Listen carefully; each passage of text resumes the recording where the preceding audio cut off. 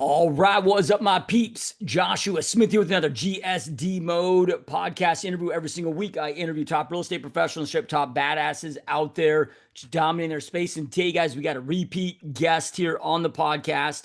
So our guest today, this dude that's really kind of done it all, went through all the different levels throughout his real estate success journey. Started off as an ISA, licensed agent, then built his team, then built the brokerage. Now we're doing some partnership things that we'll break down here as well today. But really stoked and honored to have my good friend Armando Gomez back on the podcast. What's up, brother? Hey, what's good, my man? Appreciate you. Appreciate you having me back. Yeah, man, it's a wild journey, dude, because we've been together like day one of this journey, and just seeing the your whole journey, man. I mean, it's been phenomenal. You've done it quick, right? You've done it right. And but for those that maybe didn't catch, because it's been a while since our first podcast. Yeah, How, at how least long several ago was years. that?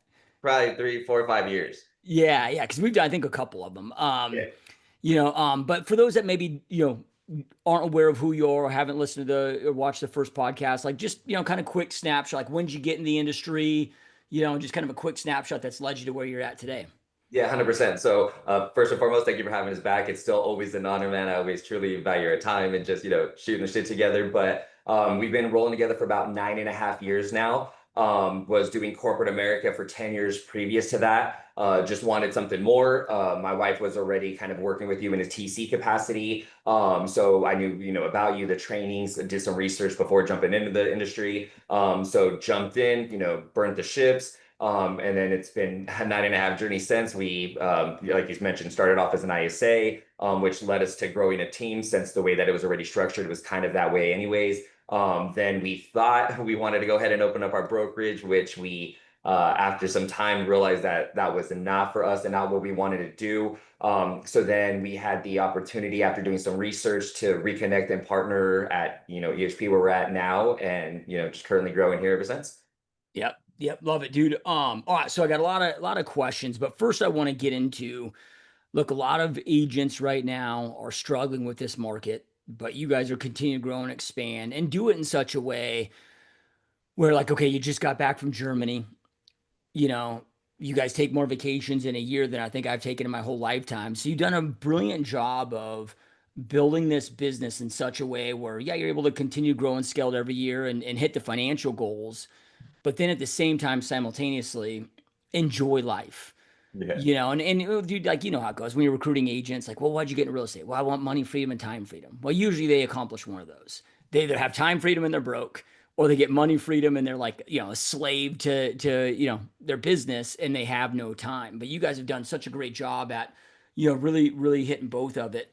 But with, the market kind of real estate recession that we're in right now, if you want to call it that, massive market contraction, average realtor hasn't closed a deal in like 18 months. Like, what are you guys currently doing, or what do you attribute to your current success that's allowing you to continue to grow and scale in this? I mean, dude, I'll say I've been doing this almost 21 years, and right now, I will say for me, has been more challenging than even the great financial crisis. Yeah, man, even during the great financial crisis, what I saw was still a lot of transactions going on, which still then led us to kind of where we're at now. Like, you taught us early on that there's always people transacting in the market, no matter what the market is doing. So we just do a quick analysis of, who's buying, who's transacting, kind of learn, the best way to lead gen from them, or to, have conversations with them, learn, adapt, and pivot, or learn, adapt, and pivot. So that way we then start marketing, or, conversing, or getting in front of the people who are transacting. As we've talked about plenty of times, the market is always good, but who is it good for? So there was a time where investors, it was really great for investors. And then, like, almost overnight that dried up for us. So then we had to, switch and pivot. So we just always try to identify, who's the market best for, and kind of go that way. And then one of the things that one of our previous mentors taught us early on in our career was to just be better at the basics. A lot of people always try to, like, incorporate all this new fancy stuff, or when the market changes, they don't pivot, or want to change what was working for them a year ago when it's no longer working. They just got comfortable or complacent. So we, one, always just teach our agents to be better at the basics. There's just several core fundamentals that a successful real estate agent should be doing day to day within their business to help keep their business predictable and consistent. But then also learning or incorporating the new activities or tactics or or strategies that are currently working in that market, whatever that market may be. But yeah, it's been, a challenging year, but this is going to be one of our organization's best years that, I mean, we've ever had. Yeah, and when it comes to pivot, because it can be, unless you're really paying attention, it'd be hard to know when to pivot. But then you got the actual execution of the pivot. And I Yeah. remember you guys, like when you said like investors, like you guys, there was a point in time where you guys were doing like 20 deals a month, with investor clients. And then it was like, when we talk about overnight, it wasn't just like a slowly evaporate. It was like, hey, we're done buying. Yeah. Yeah, 100%. right. And so when you're hit with that, because you can't let your business go down 20 deals a month and let that business evaporate, like how do you pivot so fast? What did you pivot to? Like how did that look like? Yeah, and it wasn't like you said, it wasn't even overnight. It was, hey, anything that we have under contract, we'll forfeit whatever we got, but we are out. Like we are not buying. So it was a shock and change, but then it's okay, well, what's working, right? Fortunately, we've been a part of several mastermind groups, know a lot of other agents all across the country. So success leaves clues, right? So what is it that you're working on or you're doing that you're having success with in your market? You start seeing patterns and similarities, who's buying, who's not. So then, like right now, it just so happens to be new builds for the past 12, maybe 18 months have just been one of the best ways to go for our current market. There's a lot of incentives, there's rate buy downs, they're giving more packages, they're giving higher commissions or compensations to agents. They're, quick move-in times. So right now it's, that's where we've been kind of having a lot more success on. Fortunately, because we've been in the industry for over 9.5 years now, or over 9 years now, we're very relationship based. We believe heavily in relationship capital. So fortunately, we have a lot of repeat transactions. We have a lot of clients that we've worked with that are, multiple buyers a year. So fortunately, we have a pretty strong relationship and repeat referral business. Referrals thankfully come into us, but not just lackadaisically, like we're very intentional with how we, get them and how we stay involved and connected with our clientele to get those repeat transactions. So fortunately for us, it's a bit easier, but like going back to when people had a change, like maybe there was a time where you were doing open houses, but then you didn't have to do it for several years because it was so quick and easy to get clients and commissions. But now you got to go back to work. I feel like a lot of people or agents feel a sense of like, there's either complacency or entitlement, if you will. Like they're afraid to or embarrassed maybe to, put back on their boots and, go back and, get back in the trenches. So for us, we just teach our agents, like I said, the basics always work, right? Like open houses, we're still having success with. We have agents doing it all: YouTube,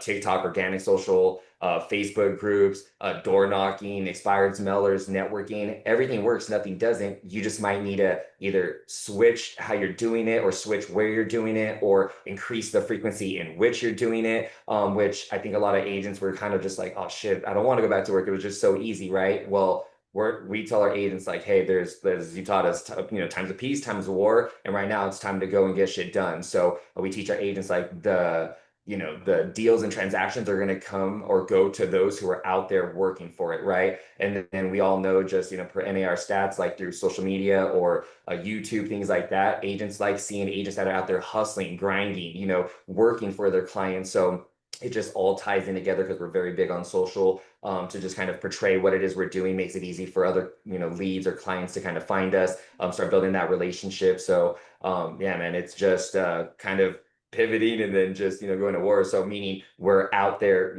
whether it's behind the scenes researching new builds, whether we're touring new builds, things like that to kind of help prepare. So that way, when we're speaking to a client, they're like, oh, I can't buy now, the payment, this and that. Well, there are some other options that are available. If we could, get you into something that, checks all the boxes, all the numbers make sense, would you then reconsider? Oh, well, yeah, 100%. But if you don't know that intel, if you're not out there, trying to put in the work, study, continue to educate yourself, which then helps make the pivot easier. Yeah, man, it's going to be a bumpy ride for those who don't. Yeah. Yeah, 1,000%, dude. So then, just so everybody that's watching, listening has awareness. So, okay, you and your wife, Nulika, personally will do about 70 transactions a year, or this year. But then you have a team that's, the team component, not counting yours and wife production, that's, does a lot of deals. But then you guys also have what, about 160, 170 agents? Yeah, I think when I saw before I jumped on, it was about 173, 174. Okay. So you kind of run it all, Like you got your own production business, you got, being team leader, and then kind of brokerage owner, organization owner with those other agents. And we'll kind of start, I got some follow-up questions to that, but I just want to kind of give everybody an idea of what infrastructure looks like today, right? So you're Yeah. wearing multiple different hats. Yeah. All right, dude. So, and this is again for those of you watching, listening, if you haven't seen our previous podcast. So, met Armando, we decide to start an ISA division together. Hands down the best. And I don't want to say gifted, because what we perceive as gifts are skills that somebody put usually thousands of hours of learning. But the dude's the best I've ever seen on the phones. And then had so much success that department that branched off into their team. Then they grew, mega team with 40 plus agents, then went the brokerage route. Then now we're on the journey that we're on now. But what I don't think a lot of people get is, you know, they don't see that, hey, this is a means to an end. I don't know how many times that you and Nalika get, oh, they see your life, say, oh, that must be nice. But they don't see like what you had to go through, the 8 hours a day, 10 hours a day that you were just pounding the phones. But again, that wasn't a forever thing. Like, how long did it take, from, kind of starting this journey, getting licensed, to get that momentum where it didn't feel like war anymore? Yeah, 100%. So my 10 years prior to jumping into real estate, I was already used to being on the phones hours each day, hundreds, if not thousands of calls, per day, per week. So already used to that flow and environment. So when I got into real estate, like I said, I was doing some research to see, okay, what does it look like? How do people actually get business and get paid? And I saw a lot of people having success with over the phones. So I was like, well, that's kind of already similar to what I'm doing. It had similar skill sets and styles and, similarities. So I was like, I'm going to just try that. So when I jumped in, that's kind of what I went towards. Now, just because I don't want to get too far into it, because I can go on this shit all day, but there's multiple different type of resources that you can call over the phones, right? But I didn't know what was going to work for me, so I experimented with them all, right? But it was the back end things that I was doing. It was teaching me CRM management. It was teaching me tracking. That way, if I called an expired versus a FISBO versus a circle prospect versus a Google pay-per-click versus a Facebook lead, I kind of can start tracking the data on, how many reach outs did I make? How many conversations did I have? How many appointments were set? And then when I started getting closings, where were the closings coming from? So it was a lot of the back end stuff that started fortunately helping me. Like when I first got into the industry, I wasn't a tracker by any means. You put me onto that game really quick. Taught me numbers were sexy. Thank you for that. And so like looking at all the data, we then went chips all in on Facebook ads. That's where we were having most of our success, our closings. We just had all the numbers were better. So we went chips all in. I then was trying to just consume any book, course, shadowing other agents, jumping on calls and just asking, what are you doing? What is your approach? How do you do it? What does this look like? Like at the time, what are your scripts? And they just kind of had to piece it all together, kind of Frankenstein it all together to where, fortunately, just because the ISA role at the time was new, most people didn't even know what it was. There wasn't too much training specifically on it. I didn't know what great was, which was a blessing because then it just forced me to be the best. Like I was like, if okay, they're doing these numbers, they're doing these numbers, but I want to find somebody doing double than that. And if not, I'm going to be that person doing double. So at the first time, it was just ego. Like I just wanted to be the best, and I didn't know who the best was, but I was like, I want to have such great, clean numbers that they can show them my data, and then they'll be like, oh damn, like okay. Then when we started getting into it, it was like, okay, well, why are you doing this? When I first got into real estate, I just wanted to afford tabletop guacamole. I was a sole provider. Nalika had just started working with you. So for like almost 8 years, she was a stay-at-home mom. We were a single income family. Anytime we went out to a restaurant and she ordered guacamole, I was always like, shit, like that could be 2 drinks or one other meal, or that could be the tip. Or I was just always in my head with numbers and I hated feeling that way. So at the time it was just, I want to afford tabletop guacamole. That was my first goal. But then when we started thinking about it, like, whoa, we're having some success. We're having, we're making more money than we ever have. What do we want our life to look like? Like, why are we doing this? And we've never been like materialistic, but we've always loved to provide memories and experiences for a family because that wasn't anything that we had growing up. I'm 38 now. I got on my first flight when I was 30. So when you ask like, what is How long did the journey take? It took about a good 2, almost 3 years of us just going hard. I was dialing at least 10 to 12 hours a day, starting at 7:30, ending at 7 every day. But then what happened over time is I could put in less time to get the same amount, if not more results. So I just started getting better again through courses, books, repetition, just listening to my recordings, things like that. So the first 2.5 years, it was just going hard. Like I said, 10 to 14-hour days. How I looked at it, and it might be, extreme than most, is like we have people that'll go to war and serve for our country and leave for 2 to 4 years at a time. So I'm like, I could easily sacrifice 1 to 2 years with just the blinders on to change my family's life forever. And that's what we did. Got the families buying, got the kids buying. But then we knew what we were working for, which was travel. We wanted to be able, as you mentioned, to be able to be gone and have a business where we could be gone half the year, and production continued to grow. The number of agents we partner with continued to grow, but more importantly, their production continued to grow.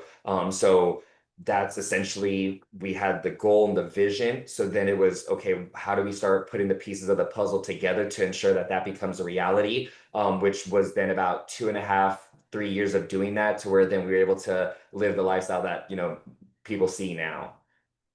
Yeah, and I know you hear me say this a lot. Anybody that's watching or listening that they follow the podcast, a lot. You hear me talk about this a lot, but clarity's power.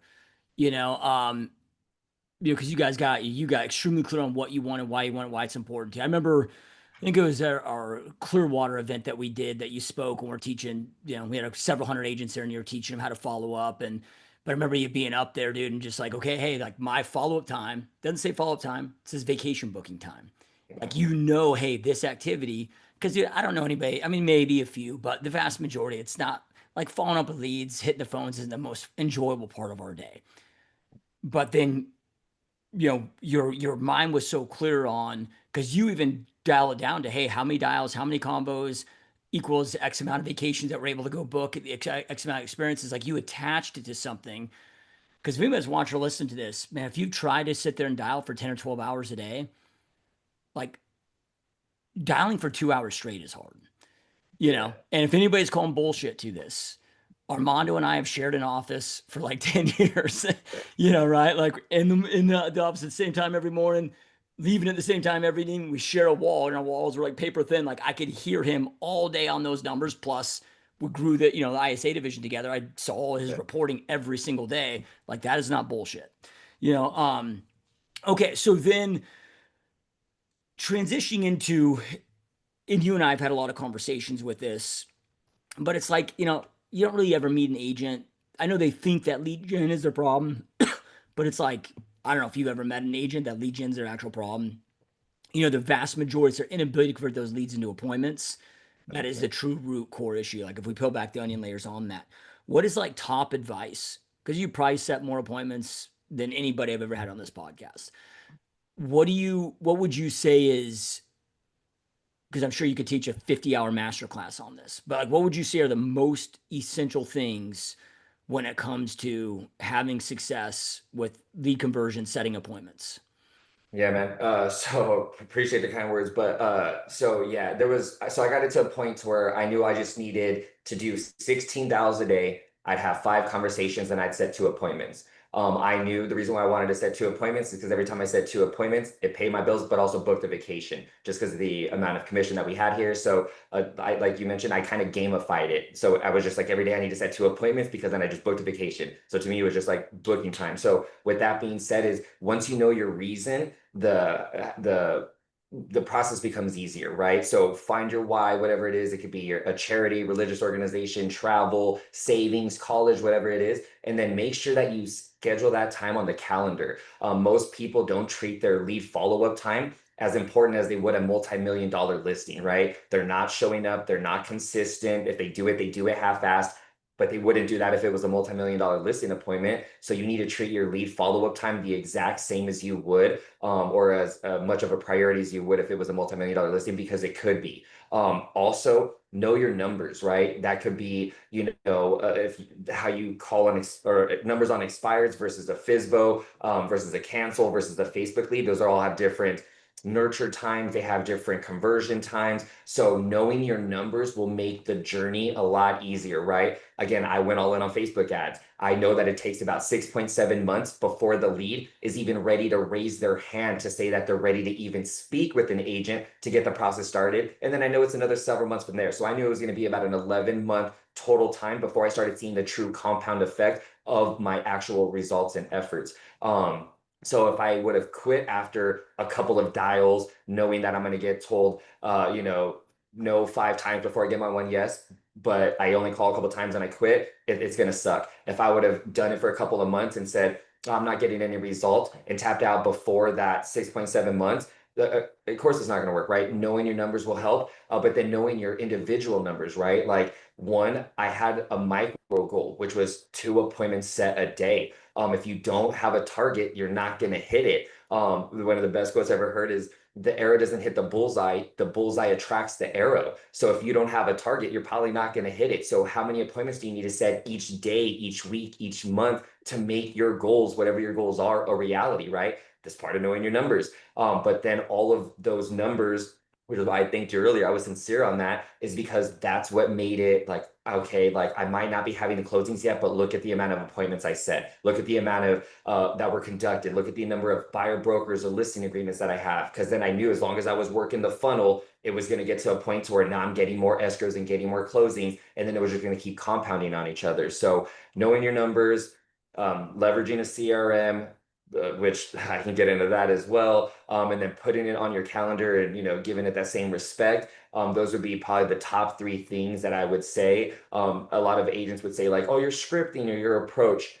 I don't believe in any of that shit, especially in this day and age where you can go to ChatGPT and find quick or easy responses or role play, kind of find it all easier. You're just having casual conversations with other human beings. How would you want somebody to speak to your mom or your daughter or your grandma? If they were going to buy or transact, right? What questions would you want them to ask, right? The agent's always like, "Well, what do you ask? What do you say?" Well, if it was your mom going to buy, what would you ask them? "Oh, well, where are you looking? Oh, what price point? What payment do you want it to be at?" Right? Like the same questions that you would ask somebody you're comfortable with is who you would ask a stranger. People just kind of over analyze it, if you will, or kind of make it more complicated than it needs to be. But those 3 things, tracking your CRM and scheduling it, would be the top 3 things that I think would help agents to have more predictability and consistency in their business. Because as you mentioned, yeah, it's not a conversion problem, but if you're only lead genning, a couple hours a week, yeah, you're going to be on that, income roller coaster that nobody wants to be on. Yeah, and I couldn't agree more with everything that you just said, dude. Spot on. With my experience, I know you have a lot more experience than I do at that. But then I love that you brought up of, I think it's in real estate, it's easy, and I'm sure all businesses, but because we're all okay, leads, and then we're talking our numbers, and yeah, we need to have numbers to create predictability. But at the end of the day, dude, these are human beings. It is somebody's son or daughter, or so it's like, dude, these aren't just leads that you're calling. These are human beings that have real fears, real concerns. Treat them Yeah, like you'd want your own daughter, son, or mother, father to be treated. 100%. Um, Okay, so one last question here for you on this, and I want to transition into some of the other parts of your journey. Dude, like, I'm sure what we see isn't always the reality of what's happening, right? And what I mean by this is, we've been rolling together for a long time. Hmm. Every day when you show up in the office, you got the biggest smile on your face. Every day when you're approaching these phone calls, you got amazing energy. Like, I've seen that for like 10 years straight. Like, it always blows my mind of like, how does this dude not have a bad day? Now, I'm sure you've had bad days, Oh but yeah. how do you keep your energy up, stay positive, especially because like the ISA role, I would say that, at least from my experience, and you can tell me if you agree with this or not, but I think it's the most difficult, challenging role in this whole entire industry. Because you are experiencing just insane rejection. You're getting beat, right? How do you keep that positive, high energy mindset, when you got people telling you to fuck off? Yeah, 100%. So I definitely think that because every agent ends up playing the ISA role. They just don't want to. They generate the leads. They should be following up with them. If you're following up with them, you're doing the ISA portion, right? So you're gonna end up doing it anyways. So to me, I just kind of already knew that. But yeah, trust me, a ton of bad days. We have shit going on all the time, right? Like our life is perfect by no means.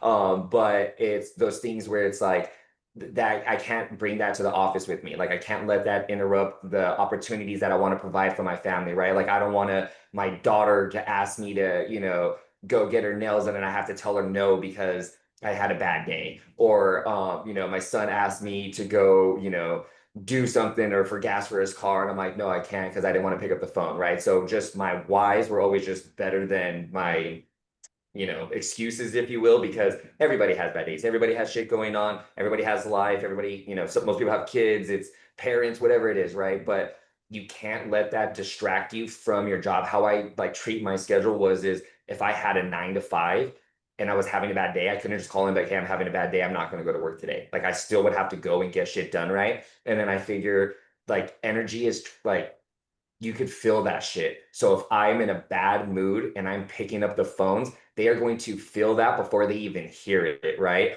And then I just know that when I'm upbeat and energetic, the conversations flow easier. People seem to receive it better. It just makes the conversation a lot more chill, if you will.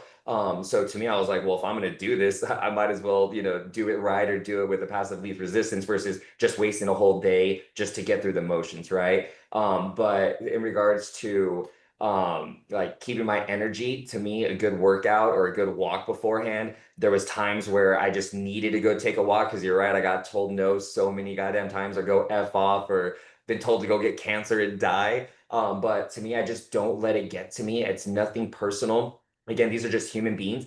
They're probably having a bad day. I've been later talked to clients where their dog had just passed away, they had just gotten separated with their spouse, they had just had a death in the family, they just lost a job, and they remembered my name or the company name, and they're like, "Hey, I was hoping you'd call back. I'm so sorry for what I said. I was just having a bad day." And I'm like, "Hey, man, like I got some thick skin. Don't you even worry about it." And those ended up becoming some of our best clients. Some of them even friends, repeat like referrals.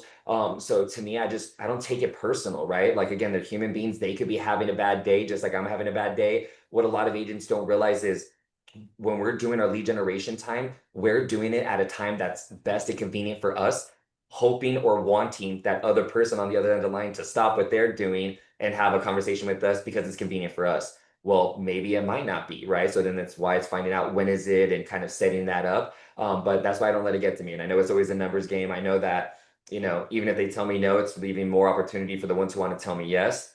Even if they tell me no, I'm probably still going to try a couple more times until they tell me it's a final no. But yeah, man, it's just like having stronger kind of like you said, though, just that clarity on the goals. Like shit, I do like to travel, like you mentioned, like we do it for memories and experiences. I don't do it to have this other bank account or to have this. I want to be able to enjoy it and live it now. So I don't want to ever be like, oh, I can't go on this trip because I didn't want to pick up the phones for that week or just F off for that week. Yeah. Yeah. And for anybody that's watching, listen, if you want to hear about how they've structured their own personal business that allows them to go take all these vacations and still do business simultaneously through their showing agent model, their kind of scalable virtual business model, if you will, where hotel rooms are their office, so they're able to work, play, experience the world, not take that hit in business. At the end of this, I'll link it to the podcast I just did with Nalika, who's Armando's wife, where we chunk down that whole model. So if you guys want that, you can go check that out. So then, all right, dude. So you and I start off, we become business partners, start this ISA division. It explodes, it gets to the point where it's just like, hey, it made sense to let's just morph this into, a team and built your own team with that. It was a team within kind of the team. We had different setups at that time. But then you guys got so big with that. I think you were what, 40 some agents with your team before you did the brokerage thing? Yeah, at our highest one point, it was about 63 agents was the highest we'd ever gotten. But yeah, between 45 to 60 at any given time. So what led you into making the decision that, hey, we're going to go from team to we think it makes sense for us to become a brokerage owner? Yeah, so I mean, you start, looking at the financials, looking at the numbers, and you know what? Hey, we're already kind of operating as our own micro brokerage. Why don't we go ahead and kind of do our own thing? The only thing that we were ever worried about was kind of losing your counsel, your mentorship, right? We've always wanted to work and partner and collaborate together. But you were, super supportive and hey, it's definitely we're trying out, da da da da. And so we did. We just in our industry, it just seems like that was the next and natural progression, right? Especially if you wanted to grow. And like again, we already had 40 to 65 agents. It was a team on a team, so it was just kind of diluted, if you will, kind of confusing with onboarding and all the agreements and things like that. So we're like, let's just go ahead and open up our own shop. We had another mentor where we had another opportunity. So it was kind of still similar, still familiar with the organizations and the collaboration community. A lot of our other friends in the industry ended up opening up their own franchise as well. So we felt comfortable knowing that we'd still have support or mentorship and be able to mastermind as well. So we're like, okay, let's do it.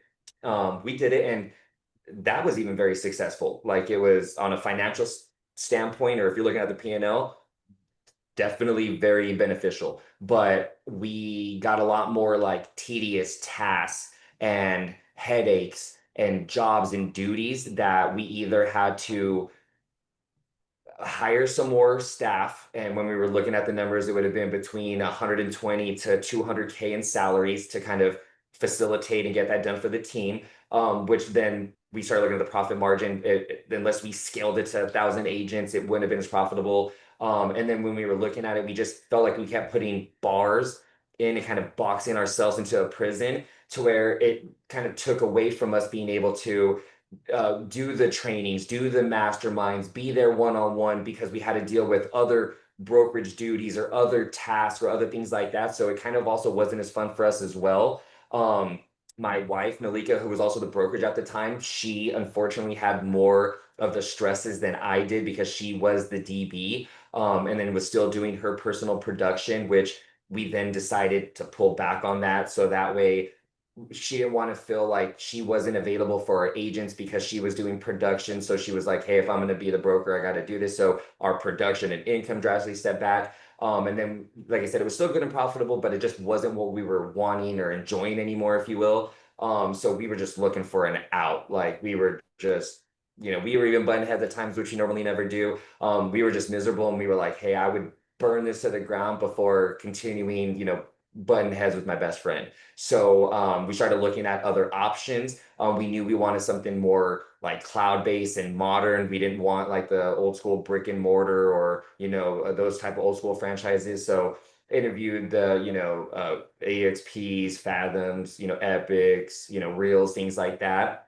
And fortunately, and one of the things we took as a sign is you were already in talks or letting us know you were kind of going with the EXP, and ended up making the move, which we took as a huge sign and opportunity.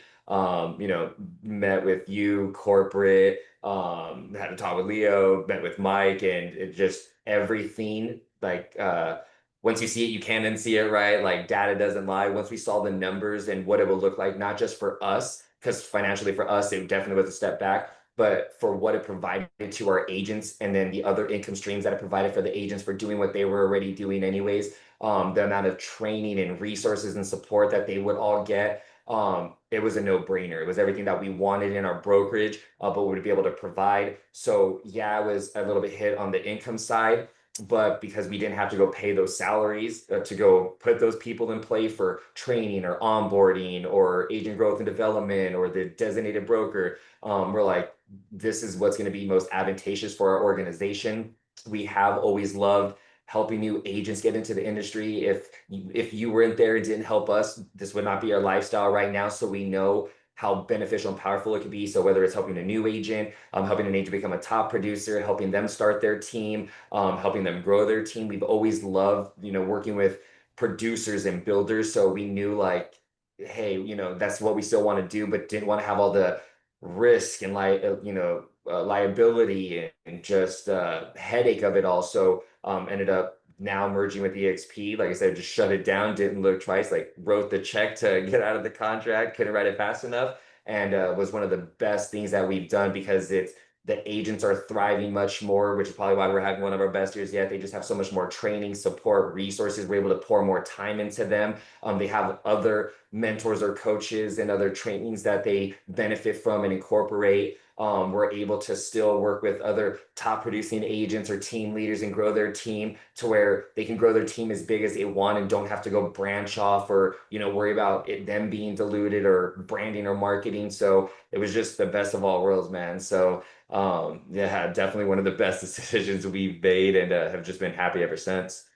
Yeah, I mean, the brokerage world is tough, dude. It's and as I coach and consult with a lot of broker owners or those wanting to launch a brokerage. And I'm like, look, dude, unless you're going to go massive with this, you got two options. You stay small, run it like a team, keep it boutique, structure JVs, but like you're essentially just running a team. And yeah, you can run some okay, like you're never going to get wealthy, but you can make some okay income. Or you go massive with it. If you're not willing to scale to thousands of agents, it's just like, dude, it just yeah, because even then, you scale to several thousand agents. When you start looking at valuations, then after taxes, where you can park that, it's like it ain't going to set you up for life. Yeah. Right? So it's like you got to be willing to go massive with this stuff. And that's what I started assessing and analyzing. Because as you know, dude, I think I talked more shit about EXP than any human being alive. I never thought I'd make this move, but just, dude, reading the writing on the wall with everything's going, all the mergers, acquisitions, and it's like, okay, do I want to go out there and try to figure all this out on my own, navigating through AI, tech, all these lawsuits, all the rules of engagement that are changing? Number one, I don't know if I have the ability to do so. I haven't tested that level, but then do I want to? Or can I plug into a multi-billion dollar organization that has the funds, that has the backing, that has the proof of concept? And then you start looking at this, I'm like, dude, like we can't compete. Right. It's like meaning that like, okay, it's like, yeah, we could offer great systems and trainings to our agents, but it's like we've never been able to offer retirement plans. Yeah. Like I don't know if I shared this with you, but I was talking with our mutual friend Rich Tomasini the other day, and he was sharing with me his first year at EXP 2017. He was hit icon that year. So he got meaning that you got for those of you that don't know this, at EXP you can get $16,600 in stock options when you hit icon. So you can get that every year, just free stock given to you. So at that time, stock was like $1.20 something. Damn. Yeah, right. Where then now we did the math of, and he's like, I didn't touch it, just still sitting there in the account. Then we did the math of where the stock was at that day, which is like $11 or whatever. That 16,600 now today is worth 342,000. Damn. Yeah, right. Talked with Elizabeth Riley the other day, dude. Like, because when she got it 10 years ago, got her first 16,006, that's when stock was like 20 cents. Yeah. Now that's worth like over almost $1 million. Yeah, right. So it's like, okay, we couldn't offer, because dude, agents are on the work till they die plan, but they don't Yeah. think about this stuff long term of like at some point, dude, you're gonna want to retire. Now you got a company giving you free stock for just doing what you're already doing. If you Yeah. want to take advantage of rev share, you got that element too. But it's the only platform, or at least the first. Now there's a lot of copycats, but the first and the best at allowing us to all win. In your experience of just doing the brokerage, like who do you think a brokerage is for? Like meaning like if somebody's contemplating opening a brokerage, like would your advice just be, dude, just don't fucking do it? Or are there certain people out there that maybe, hey, maybe this is for you?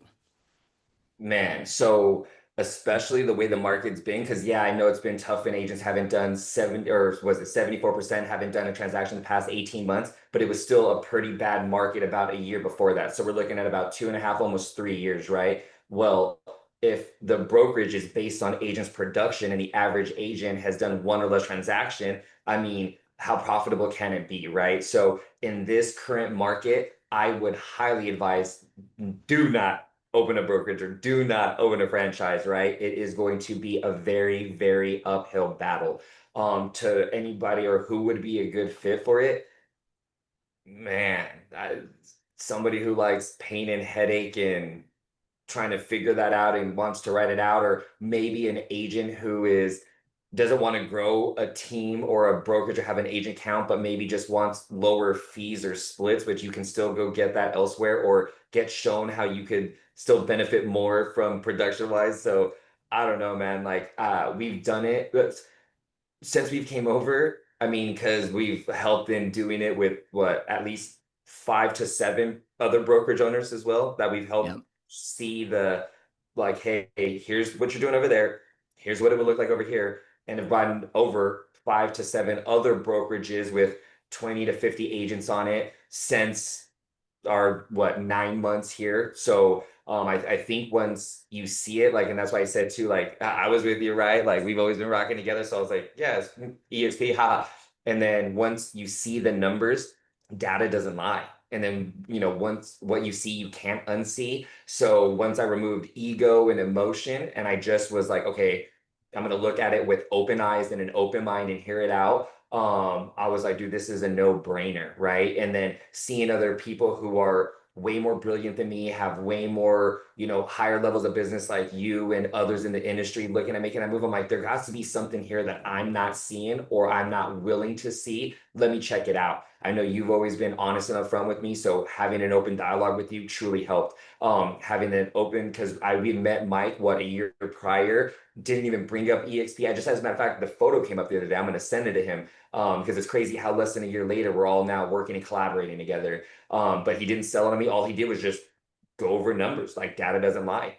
And then connecting with corporate, kind of seeing on it. Like, so then it was, man, like this is a no-brainer. Like if I don't, it just doesn't make sense, right? And then going back to like the revenue share component, by no means do our agents have to recruit or attract, but we have a lot of top producing agents, fortunately, within our team or within our organization now that came over with our brokerage. Well, just because of them being producers doing what they're doing, they have a lot of influence. So they'll get hit up like, hey, what are you doing? How are you doing it? Well, it's all this training, all this support I get. Well, how do I get it? Well, I'm over here. Why don't you come over here? Now they get compensated for it and they have monthly residual income coming in that they get a benefit from, where hell, even as us being the broker owners, I didn't have any residual income. I didn't give ourselves stock, right? The margins were too thin. We couldn't. So coming over here and them, like, I love when they're like, hey, I just got this email about receiving stock. Is that real? I'm like, Yeah. yep. And so now that they have stock options or revenue share, if they want to participate in it, it's opened up a lot of eyes and opened up a lot of doors and opportunities for agents that they didn't have before. So just because I don't want to get too long on it, but going back to the lifestyle plan, yeah, like a lot of agents can't retire because they don't have, income that they've built up or an asset that they built up that they could benefit from. But even the lifestyle plan, like imagine if we would have had this 9 years ago, it would have made us traveling a lot more convenient and less stressful and less worrisome, knowing that okay, we don't even have to worry about Alika's production because we have other predictable, consistent income coming in from all of the other efforts that we've put in building that side of the business. So,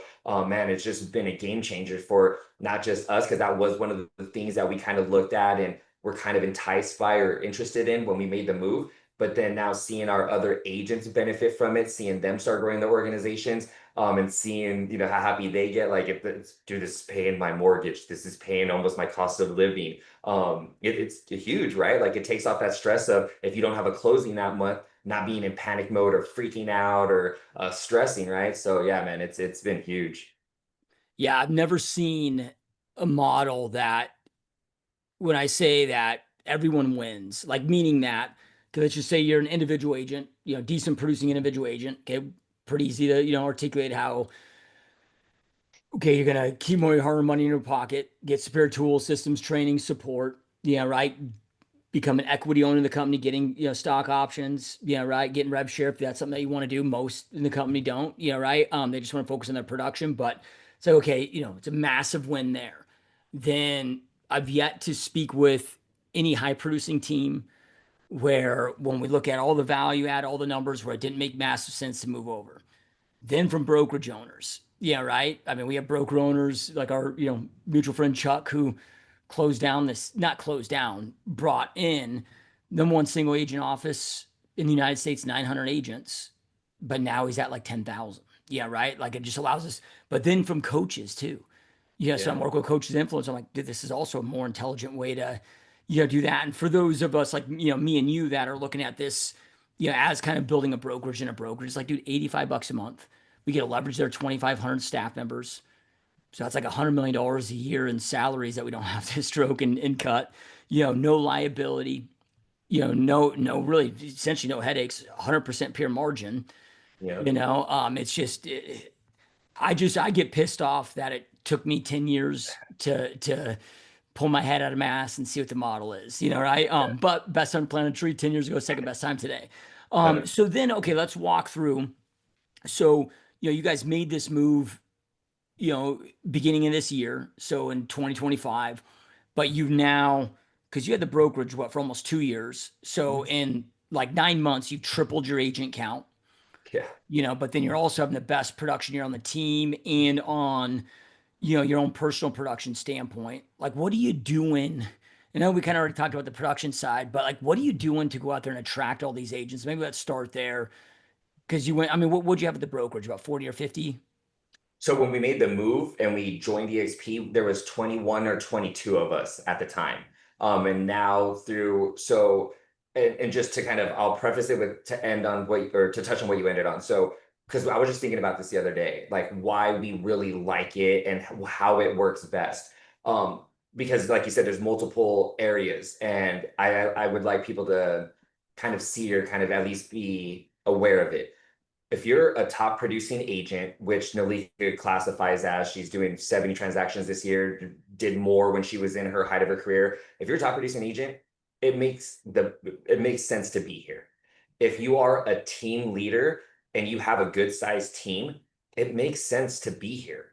If you are a broker owner and you have a good size, I'd say like between 30 to 100 agents, it makes sense for you to be here. Hell, even more.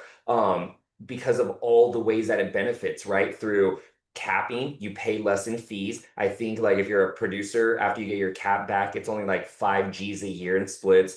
If you're a team leader, you still get the team splits if you have that option, but then you also get revenue share because the agents then go under you. And then same thing if you're broker owner, you get, the income, but then you also get the revenue share. So it gives you more income streams. And like you said, less liability and less headache. So for us, what the question you had asked was like, what are we doing to track now? So Yeah, because I mean, you essentially tripled your growth in 9 months versus what you're able to build in a couple years running the brokerage. And, yeah, you know, and that kind of goes to the end of like, so now like one of the things that we liked was agent growth and development. So like now we have a lot more time because we don't have to do the broker side of stuff where we could implement more trainings, events, networks, masterminds, things like that. Because of the trainings and other resources that our agent have, like now everybody who joins, they all get your boot camp. They all get Mike's Social Agent Academy. They get his AI Agent Accelerator. They get mine and Alika's Remote Realtor Blueprint. They get Ashley, our operations manager, to kind of help them with the back end and stuff. So they just have a lot more trainings, resources, support, mentorship that we can give them on a 24/7 on demand basis, on a one-on-one basis, in a group setting, in an in-person setting. So because we have more for them to offer and plug into, like our organization meets almost every single day. So it builds that sense of culture, collaboration, where beforehand, like we had agents that were all over, so it was kind of hard. But now that we're all virtual, or because we have more time, we can bounce from the West Valley to the East Valley, back to the West Valley to the East Valley. It just makes that like culture, camaraderie, it's contagious. It just started picking up. But then in regards to attraction, there's several things that we do. So like everybody, like, so I'm not on the phones, let's just say 10 hours a day anymore, but I'm still on the phone at least 3 hours a day, every day, because that is my lead generation. Like that is my follow-up time. Now I do agent attraction and recruiting. So at least 3 hours a day minimum is me reaching out to other agents, team leaders, or broker owners, trying to see if they would like to connect, just to see what partnering and growing together would look like. So I'm still on the phones. I'm still following my CRM. I'm still, everything that we went over, it's still part of my day. Now I have like several lists or like activities that I do, but I do those consistently. So I do my lead gen to get in front of agents, whether they're new agents, seasoned agents, top producing agents, whatever. And then I'm still doing my follow-up time. Well, in addition to that, we also offer events and trainings that we open up to any agent, whether you're in our market or not. And we just like to offer value. Like we always like to help, but through just doing that over time, agents are like, dude, you give me more training, more time, more support, different resources than what I'm getting currently. How do we work and partner together? So they start coming over that way. Our agents like to invite their friends in the industry over, which has started helping them grow and make those introductions and connections. So it's kind of a mix of my personal lead efforts, but then kind of showing our agents, hey, these are other things that you could do or reach out to kind of help start growing your organization. So there are some who they want the residual income component, but they want to be hands off and only focus on production. So we show them how to be inviters or connectors versus attractors, meaning, hey, here's how to connect them with us, or here's how to invite them to one of our events. And then we can go ahead and help you or do it for you. So that way we can start then putting them under you and start growing your revenue share. So it's kind of a mix of all things. Fortunately, like we bring on between, I don't know, I'd say 4 agents on average right now. It's been slower these past couple months, but it's kind of start picking up. We have a couple contracts out. Earlier in the month, it was averaging about 7 agents a month that were coming over. And it's because of all the things that we offer. Like if you go to a brokerage, they tell you up front, here's what you get, here's what we do, here's what we don't do, here's what it looks like. And then at best case scenario, you get one coach, one mentor, and you're relying on their one schedule, their own individual skill sets. Maybe they only do open houses and pounding the phones, and you want to do social media and YouTube. Well, how are they going to teach you how to do what they've never done? Maybe you want to start or grow a team and they've never done that. So you can kind of outgrow them fast. Where this what I love about ours is there's multiple people, multiple different skill sets. We all have different availabilities. If I'm on this podcast with you right now, they can reach out to Ashley, they can reach out to Alicia, they can reach out to EXP support, right? Like they're never having to wait and be self-reliant on just one person or that person's skill set. It gives our agents just a lot more tools and resources to be able to tap into, which is, I feel like, help them grow. Yeah. Yeah, dude. And it's okay. Like, so technically, before we both made this move to EXP, like, I mean, we're homies, so I never looked at it this way, but like we were competitors. Where now with this model, what I, again, just love about it with the everybody wins is like it gives us a chance to all work together, not like splitting income, but it gives us a chance to all work together, partner together. And it's like, okay, the more that I help other people grow their business, the more my business grows. So we're Yeah. all able to, just unify and do this together and in a way that we never have been able, in the past, right? All right. So for anybody that's watching and listening, dude, because anybody that if they make that decision, if they do want to partner with us, it's like, okay, they get full access to you, Naliko, you guys' amazing coaching, training support, go full access to me, all my coaching, mentorship support, full access to Mike Sherrard, all his coaching, mentorship support, plus all EXP, 70 plus hours of training every week, systems, tools, 2,500 plus support staff members. So if any of you that are watching or listening, if you want to book a call, 100% confidential, zero pressure call with Armando, I'm going to have a link below where you can schedule that Zoom call with him and just walk through, answer any questions that you have. He can kind of walk you through in depth of what the model looks like. Is that the best place, Armando, if I just put a link below, or is there somewhere better for them to reach out? Yeah, no, Calendly. I'm on Instagram, Facebook, Armando Gomez. But yeah, Calendly, you can book a call, connect with whatever it is that you're wanting or needing. And like you mentioned, no pressure, no obligation, just anything that we could do to help or support. That's just how we were raised in business, is what you put us on earlier. So anything we could do to help out. We have been getting a ton more team leaders or broker owners, especially since we were those asking. So if you're a team leader, broker owner, and just want to go over why we did that, what that looks like, what that would look like for you, please reach out. That was one of the best things we've ever did. Like I said, once I just at least gave it an open ear, it was a game changer for us. So yeah, anything that we could do to help or support, just reach out.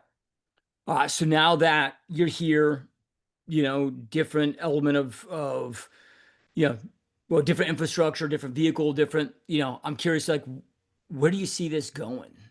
What do you, we're doing a podcast 10 years from today. What do you want your business to look like then?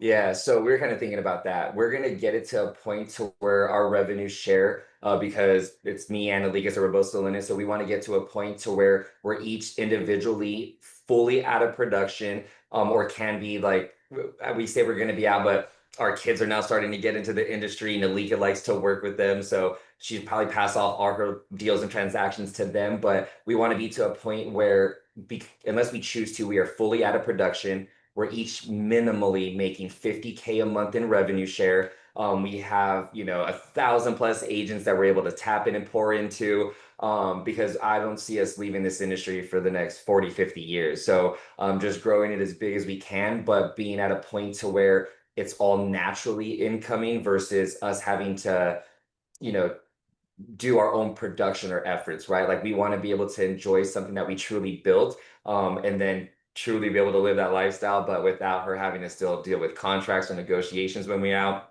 So that's hopefully, what it looks like. But we don't see ourselves going anywhere, man. Like we, like I said, love working and partnering with other builders, and always the newer generation or the next class that's coming in. So and it's cool to see. So just that's what hopefully it looks like in the next, I say 10 years, but in the next 5 years for sure.